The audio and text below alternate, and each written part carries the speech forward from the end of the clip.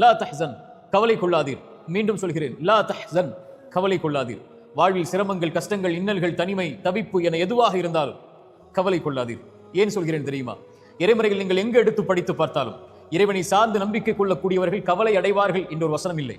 இறைமறையில் இருக்கக்கூடிய வசனம் எல்லாம் இறைவனை நம்பிக்கை கொண்டு வாழக்கூடியவர்கள் கவலை அடைய மாட்டார்கள் என்றுதான் இறைமறை. அதனால் தான் சொல்கிறது லா தஹ்சன், இறைவன் சொல்கிறான் கவலை கொள்ளாதீர்.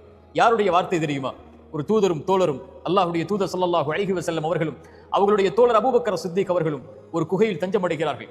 இருளால் சூழப்படுகிறது அந்த குகை, வாள்கள் தேடிக்கொண்டிருக்கிறது மேல். அபூபக்கர் அவர்கள் சொன்னார்கள் தன் தூதரை பார்த்து, தூதரே, அவர்கள் குனிந்தால் நம்மை பார்த்து விடுவார்கள். அபூபக்கரை பார்த்து இறை தூதர் சொன்னார்கள், மாதன்னுக பிஸ்னைனி யா அபூபக்கர், நாம் இருவர் என்றா எண்ணிக்கொண்டிருக்கிறீர், அல்லாஹு சாலிதுஹுமா, நம்மோடு மூன்றாம் அவராக இறைவன் இருக்கிறான். லா தஹ்சன், அதனால் சொல்கிறேன் அபூபக்கரை, கவலை கொள்ளாதீர், இறைவன் நம்மோடு இருக்கிறார்.